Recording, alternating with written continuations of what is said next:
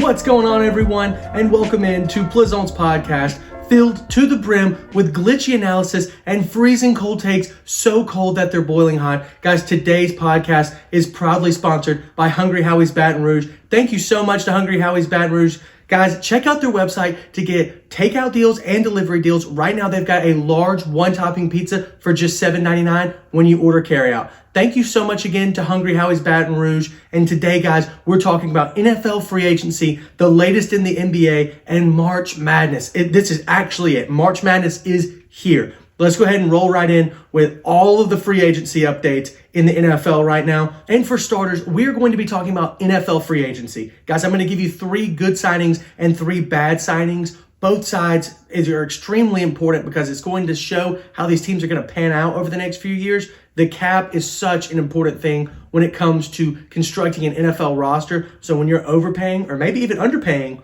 free agents, like you're getting either steals or you're getting robbed. First up, Jesse Bates signing to the Atlanta Falcons, 4 years, $64 million. That is an excellent signing for the Falcons. He's been described as one of the best leaders on that Bengals defense, who has probably had a top 10 defense over the last 2 years. Not to mention, I think he's one of the top 3 safeties in the league. Only paying him $15, $16 million a year, that's not too shabby in my opinion. For premium safety play, that's pretty much worth it, I think. So good signing by the Falcons. But let's go ahead and move on. We've got Connor McGovern coming to Buffalo out of Dallas. He is signing a 3-year, $22 million deal.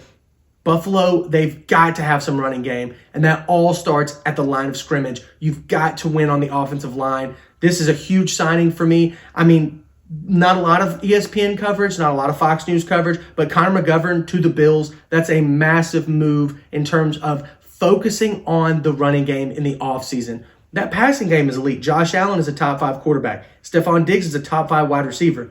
You got to have somebody tote the rock. I think the Bills, beware, they're going to make another move for running back, either in free agency, a trade, or the draft. Mark my words. I don't think that Devin Singletary, his snaps are pretty much numbered.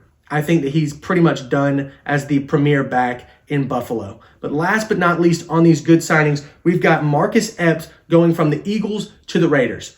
Now, this isn't like the premier signing or anything. Marcus Epps is not like a top 5 player on defense or anything like that. But they got him for 2 years, $12 million. That's a pretty good steal for a Super Bowl caliber starting defensive back.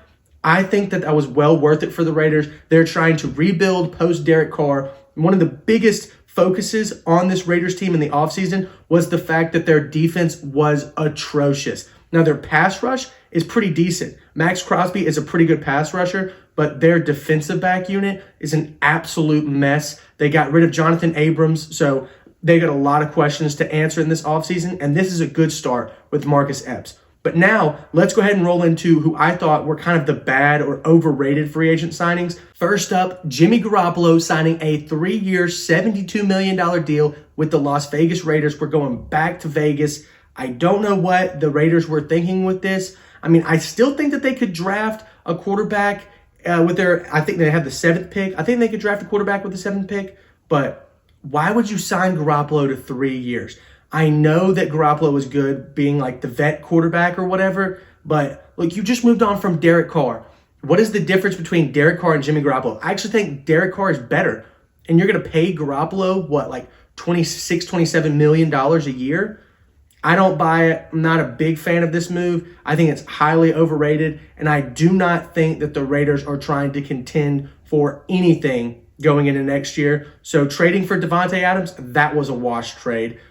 Don't even get me started with that. We're going to go ahead and move on. We've got Jawan Taylor, the Jaguars offensive tackle. He is signing a 4-year, $80 million deal with the Kansas City Chiefs. I am a Jaguars fan. I have watched Jaguars football. I don't know what the Chiefs were thinking with this move. It's not that Jawan Taylor is a bad tackle. Very good tackle. He is maybe Pro Bowl, like lower Pro Bowl caliber, but $80 million is a ton of money. You're already paying Patrick Mahomes out the wazoo.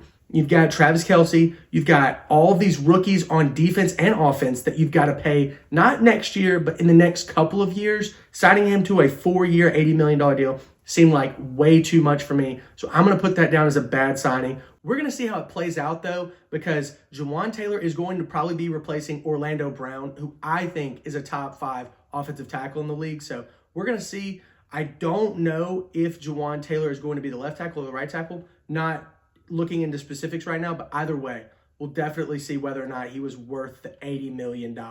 And last but not least, on this bad signing list, we've got Javon Hargrave, the defensive tackle for the Philadelphia Eagles, is signing a 4-year, $84 million deal with the San Francisco 49ers. To me, this seemed like a very desperate grasp to try to win something next year with the 49ers, but paying him all this money up front, $84 million, I think $60 million guaranteed. That is a ridiculous amount of money for any defensive tackle, let alone a defensive tackle who is 30 years old. I love Javon Hargrave. I think he can be the key piece to a front seven. I do think he's a Pro Bowl, all-pro caliber kind of guy, but $84 million for a defensive tackle seems like way too much money considering the salary cap. The salary cap is such a huge factor into how I rate these because it's not like you can just pay like whoever, whatever. Like I don't ever think that running backs should get paid anything over $10 million a year. Why? Go look at every single running back in the Super Bowl for the past 10 Super Bowls. That's 20 starting running backs. I don't know if any of them were getting paid premium dollars when they were in the Super Bowl.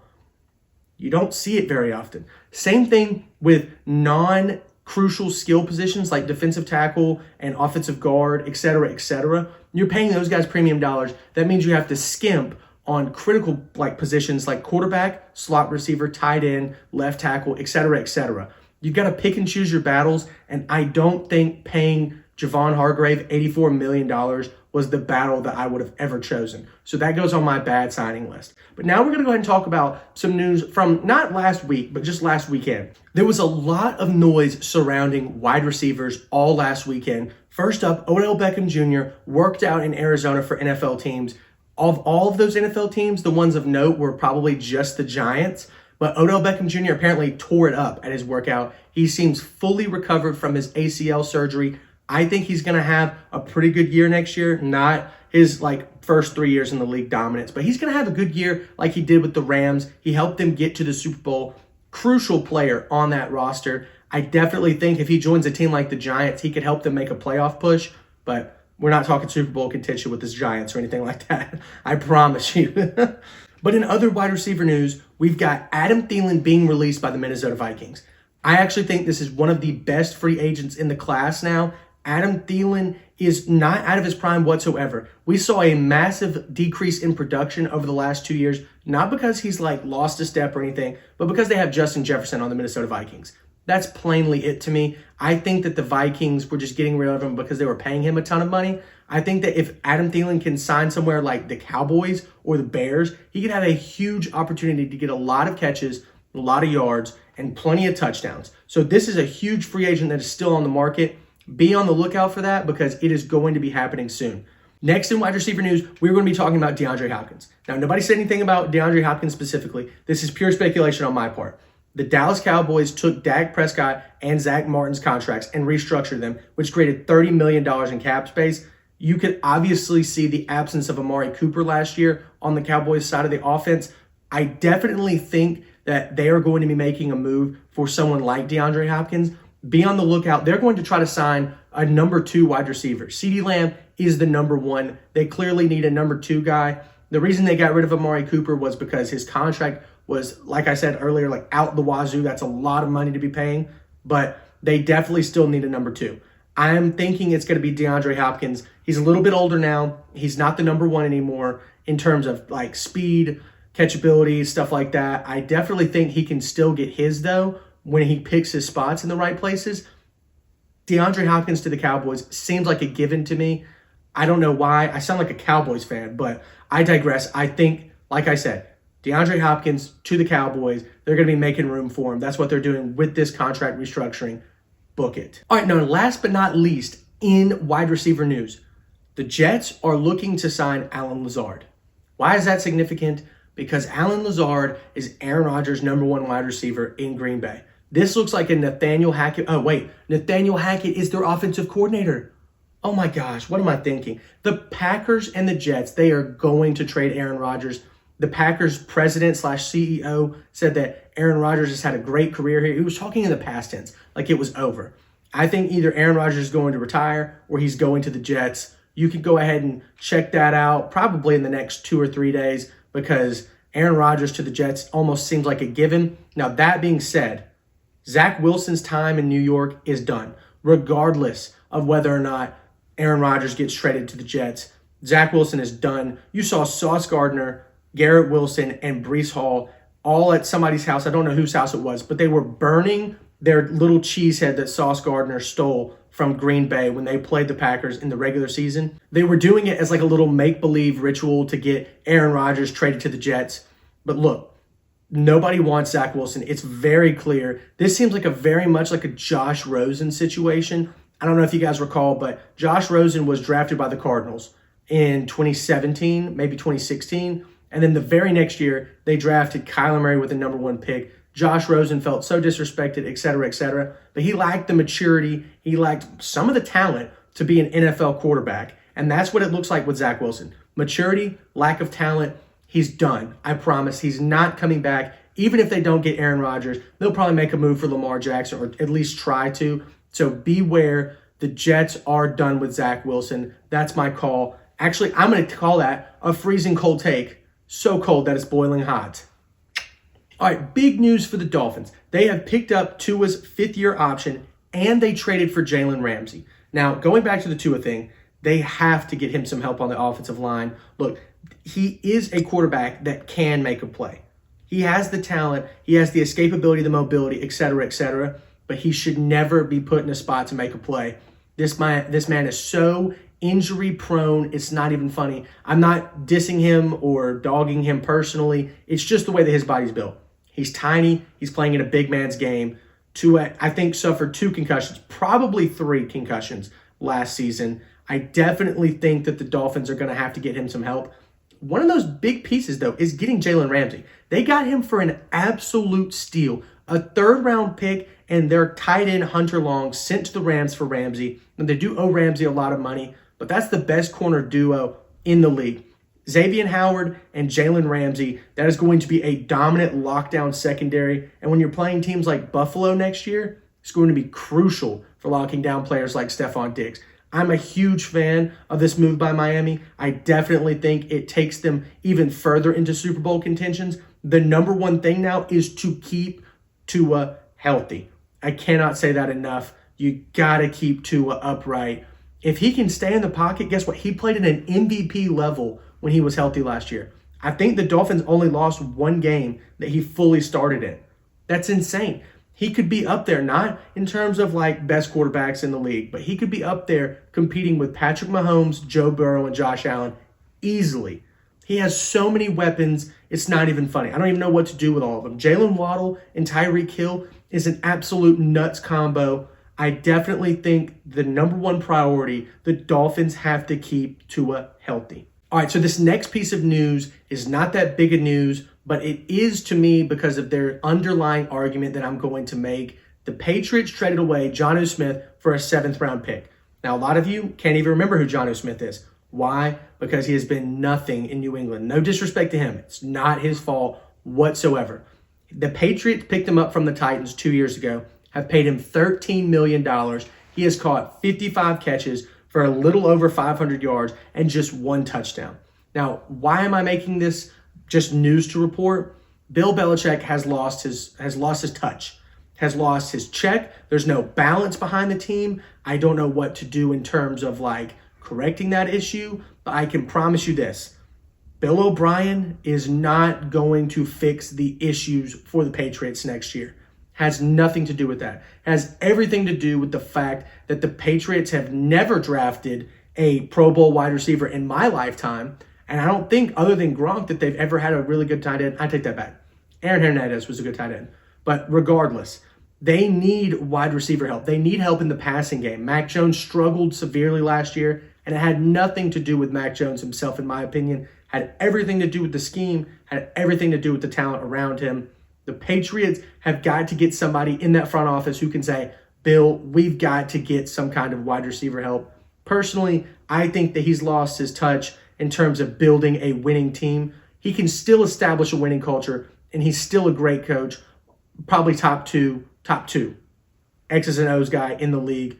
Brilliant mind. But in terms of talent evaluation, he's not it. And that's no offense to him. He's probably the greatest coach of all time. Still, somebody's got to get in there and tell him, stop trying to pay or draft whoever you're trying to pay or draft. It's time for somebody else to get in here and make some moves. All right, and last but not least, in our NFL news, we've got the Philadelphia Eagles retaining Jason Kelce and Brandon Graham. I think those are probably the best moves of the offseason so far, not because of their talent, but because of their veteran leadership, their Super Bowl experience, etc., etc. Brilliant move by the Eagles to get both of them to come back. Now, Jason Kelce was teetering on retirement. It's not like the Eagles made him like some big pitch. He bought into the Eagles, though, and that's what matters. This could be the makings of this year's Super Bowl contender. They've got to get some more pieces. They lost Javon Hargrave. They lost Marcus Epps. They might lose Darius Slay.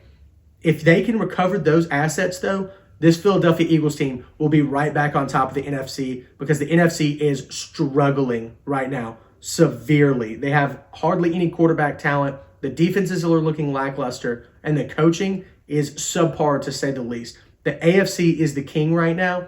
That's perfect for the Eagles to come in and take over this NFC. They probably will be back to the Super Bowl. Like I said, as long as they can recover those assets of the losses that they've already lost this year. Big buyer of the Philadelphia Eagles this year. All right, moving on to NBA news. I'm only going to talk about two pieces of NBA news. First, from last week, Fred VanVleet absolutely torched NBA referees, specifically one NBA referee. You'll see it here in the article.